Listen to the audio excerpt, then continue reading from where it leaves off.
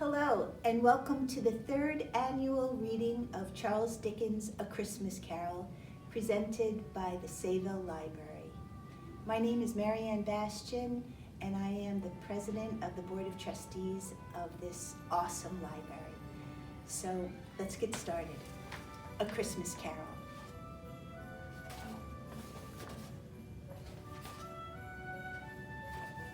Stave 1, Marleys Ghost. Marley was dead, to begin with. There is no doubt whatever about that. The register of his burial was signed by the clergyman, the clerk, the undertaker, and the chief mourner. Scrooge signed it, and Scrooge's name was good upon change for anything he chose to put his hand to. Old Marley was as dead as a door now. Mind, I don't mean to say that I know of my own knowledge what there is particularly dead about a doornail. I might have been inclined myself to regard a coffin nail as the deadliest piece of ironmongery in the trade. But the wisdom of our ancestors is in the simile, and my unhallowed hands shall not disturb it, or the country's done for. You will therefore permit me to repeat emphatically that Marley was as dead as a doornail. Scrooge knew he was dead? Of course he did. How could it be otherwise? Scrooge and he were partners for I don't know how many years. Scrooge was his sole executor, his sole administrator, his sole assign, his sole residuary legatee, his sole friend, and sole mourner. And even Scrooge was not so dreadfully cut up by the sad event, but that he was an excellent man of business on the very day of the funeral and solemnized it with a funeral brings me back to the point I started from. There is no doubt that Marley was dead. This must be distinctly understood, or nothing wonderful can come of the story I am going to relate. If we were not perfectly convinced that Hamlet's father died before the play began, there would be nothing more remarkable in his taking a stroll at night, in an easterly wind, upon his own ramparts, than there would be of any other middle-aged gentleman rashly turning out after dark in a breezy spot, say St. Paul's churchyard, for instance, literally to astonish his son's weak mind. Scrooge never painted out old Marley's name.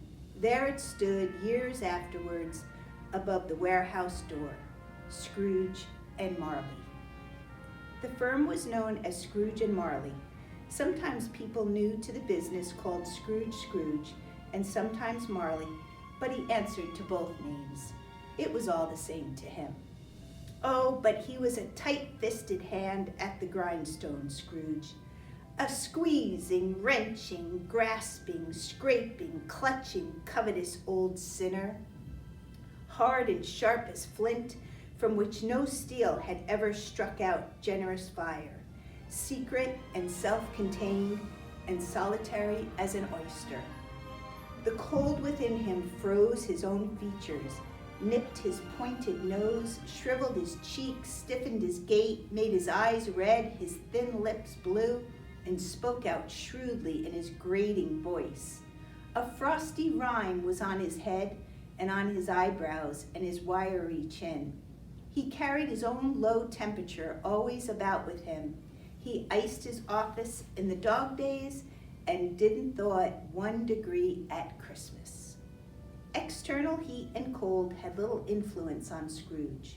No warmth could warm, no wintry weather chill him. No wind that blew was bitterer than he. No falling snow was more intent upon its purpose. No pelting rain less open to entreaty. Foul weather didn't know where to have him. The heaviest rain and snow and hail and sleet could boast of the advantage over him in only one respect. They often came down handsomely, and Scrooge never did. Nobody ever stopped him in the street to say with gladsome looks, "My dear Scrooge, how are you? When will you come to see me?" No beggars implored him to bestow a trifle. No children asked him what it was o'clock. No man or woman ever once in all his life inquired the way to such and such a place of Scrooge.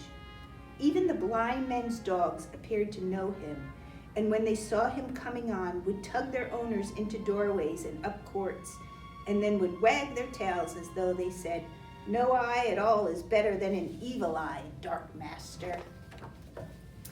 But what did Scrooge care? It was the very thing he liked, to edge his way along the crowded paths of life, warning all human sympathy to keep its distance, was what the knowing ones called nuts to Scrooge.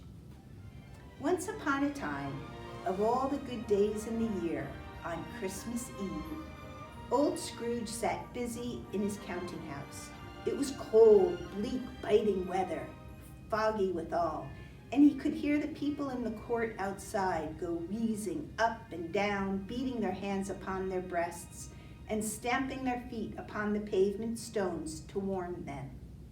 The city clocks had only just gone 3, but it was quite dark already.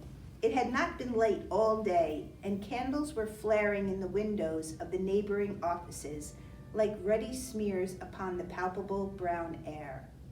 The fog came pouring in at every chink and keyhole, and was so dense without that although the court was of the narrowest, the houses opposite were mere phantoms. To see the dingy cloud come drooping down, obscuring everything, one might have thought that nature lived hard by and was brewing on a large scale. The door of Scrooge's counting house was open that he might keep his eye upon his clerk, who in a dismal little cell beyond, a sort of tank, was copying letters. Scrooge had a very small fire, but the clerk's fire was so very much smaller that it looked like one coal. But he wouldn't replenish it, for Scrooge kept the coal box in his own room, and so surely as the clerk came in with the shovel, the master predicted that it would be necessary for them to part. Wherefore the clerk put on his white comforter and tried to warm himself at the candle, in which effort, not being a man of strong imagination, he failed. "A Merry Christmas, Uncle! God save you!" cried a cheerful voice. It was the voice of Scrooge's nephew, who came upon him so quickly that this was the first intimation he had of his approach. "Bah!" said Scrooge. "Humbug!" He had so heated himself with rapid walking in the fog and frost, this nephew of Scrooge's, that he was all in a glow. His face was ruddy and handsome, his eyes sparkled, and his breath smoked again. "Christmas a humbug, Uncle?" said Scrooge's nephew. "You don't mean that, I am sure." "I do," said Scrooge. "Merry Christmas! What right have you to be merry? What reason have you to be merry? You're poor enough." "Come then," returned the nephew gaily. "What right have you to be dismal? What reason have you to be morose? You're rich enough." Scrooge, having no better answer on the spur of the moment, said "Bah!" again, and followed it up with "Humbug!" "Don't be cross, Uncle," said the nephew. "What else can I be," returned the uncle, "when I live in such a world of fools as this? Merry Christmas! Out upon Merry Christmas! What's Christmas time to you but a time for paying bills without money, a time for finding yourself a year older but not an hour richer, a time for balancing your books and having every item in 'em through a round dozen of months presented dead against you?" "If I could work my will," said Scrooge indignantly, "every idiot who goes about with Merry Christmas on his lips should be boiled with his own pudding and buried with a stake of holly through his heart. He should." "Uncle!" pleaded the nephew. "Nephew," returned the uncle sternly, "keep Christmas in your own way and let me keep it in mine." "Keep it," repeated Scrooge's nephew. "But you don't keep it." Let me leave it alone then," said Scrooge. "Much good may it do you, much good it has ever done you." There are many things from which I might have derived good, by which I have not profited, I dare say, returned the nephew, Christmas among the rest. But I am sure I have always thought of Christmas time, when it has come around, apart from the veneration due to its sacred name and origin, if anything belonging to it can be apart from that, as a good time, a kind, forgiving, charitable, pleasant time, the only time I know of in the long calendar of the year, when men and women seem by one consent to open their shut-up hearts freely, and to think of people below them as if they really were fellow passengers to the grave, and not another race of creatures bound on other journeys. And therefore, Uncle, though it has never put a scrap of gold or silver in my pocket, I believe that it has done me good, and will do me good. And I say, God bless it. The clerk in the tank involuntarily applauded. Becoming immediately sensible of the impropriety, he poked the fire and extinguished the last frail spark forever. Let me hear another sound from you, said Scrooge, and you'll keep your Christmas by losing your situation. You're quite a powerful speaker, sir, he added, turning to his nephew. I wonder you don't go into Parliament. Don't be angry, Uncle. Come, dine with us tomorrow. Scrooge said that he would see him. Yes, indeed he did. He went the whole length of the expression and said that he would see him in that extremity first. But why? Cried Scrooge's nephew. Why? Why did you get married? Said Scrooge. Because I fell in love. Because you fell in love, growled Scrooge, as if that were the only one thing in the world more ridiculous than a Merry Christmas. Good afternoon.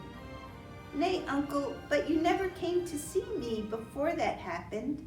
Why give it as a reason for not coming now? Good afternoon, said Scrooge. I want nothing from you. I ask nothing of you. Why cannot we be friends? Good afternoon, said Scrooge. I am sorry, with all my heart, to find you so resolute.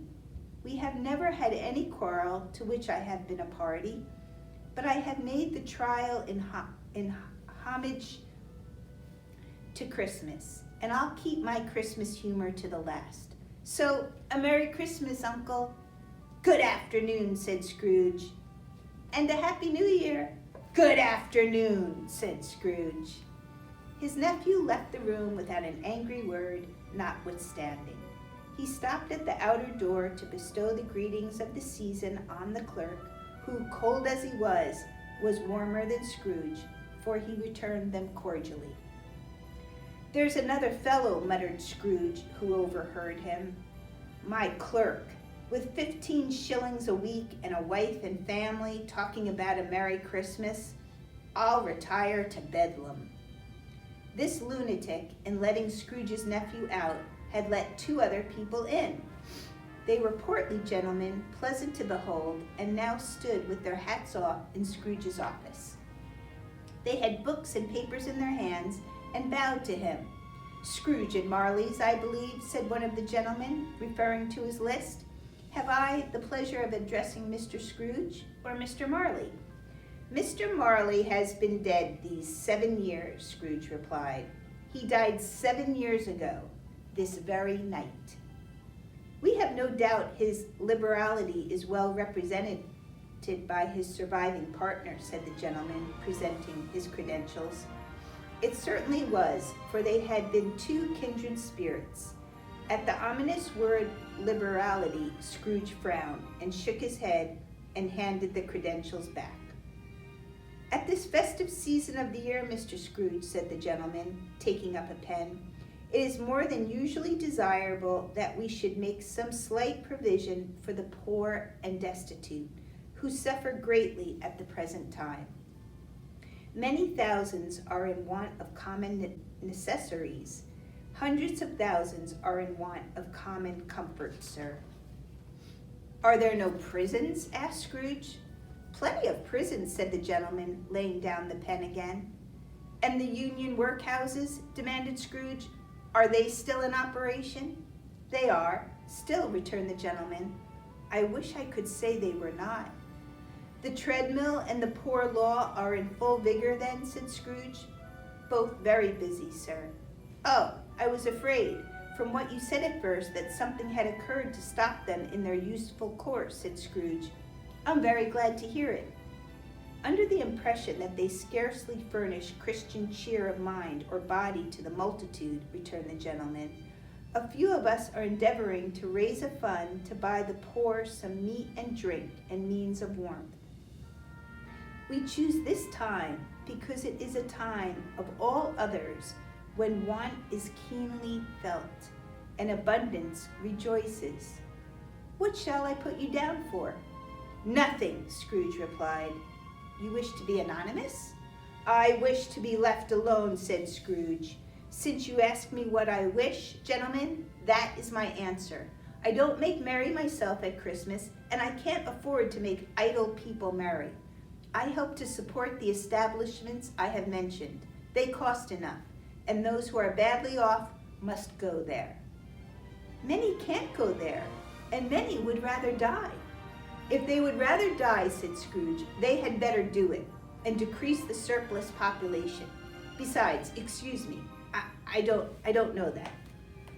But you might know it, observed the gentleman. It's not my business, Scrooge returned. It's enough for a man to understand his own business, and not to interfere with other people's. Mine occupies me constantly. Good afternoon, gentlemen. Seeing clearly that it would be useless to pursue their point, the gentleman withdrew. Scrooge resumed his labors with an improved opinion of himself and in a more fastidious temper than was usual with him. Meanwhile, the fog and darkness thickened so that people ran about with flaring lamps, proffering their services to go before horses and carriages and conduct them on their way. The ancient tower of a church, whose gruff old bell was always peeping slyly down at Scrooge out of a Gothic window in the wall, became invisible and struck the hours and quarters in the clouds with tremulous vibrations afterwards, as if its teeth were chattering in its frozen head up there. The cold became intense. In the main street, at the corner of the court, some laborers were repairing the gas pipes and had lighted a great fire in a brazier around which a party of ragged men and boys were gathered, warming their hands and winking their eyes before the blaze in rapture. The water plug being left in solitude, its overflowing sullenly congealed and turned to misanthropic ice. The brightness of the shops, where holly sprigs and berries crackled in the lamp heat of the windows, made pale faces ruddy as they passed. Politers' and grocers' trades became a splendid joke, a glorious pageant, with which it was next to impossible to believe that such dull principles as bargain and sale had anything to do. The Lord Mayor, in the stronghold of the mighty mansion house, gave orders to his 50 cooks and butlers to keep Christmas as a Lord Mayor's household should, and even the little tailor, whom he had fined 5 shillings on the previous Monday for being drunk and bloodthirsty in the streets, stirred up tomorrow's pudding in his garret, while his lean wife and the baby sallied out to buy the beef. Foggier yet and colder, piercing, searching, biting cold. If the good St. Dunstan had but nipped the evil spirit's nose with a touch of such weather as that, instead of using his familiar weapons, then indeed he would have roared to lusty purpose. The owner of one scant young nose, gnawed and mumbled by the hungry cold as bones are gnawed by dogs, stooped down at Scrooge's keyhole to regale him with a Christmas carol. But at the first sound of "God bless you, merry gentlemen, may nothing you dismay," Scrooge seized the ruler with such energy of action that the singer fled in terror. leaving the keyhole to the fog and even more congenial frost. At length, the hour of shutting up the counting house arrived. With an ill will, Scrooge dismounted from his stool and tacitly admitted the fact to the expectant clerk in the tank, who instantly snuffed his candle out and put on his hat. "You'll want all day tomorrow, I suppose," said Scrooge. "If quite convenient, sir." "It's not convenient," said Scrooge, "and it's not fair. If I were to stop half a crown for it, you'd think yourself ill-used, I'll be bound." The clerk smiled faintly. "And yet," said Scrooge, "you don't think me ill-used when I pay a day's wages for no work."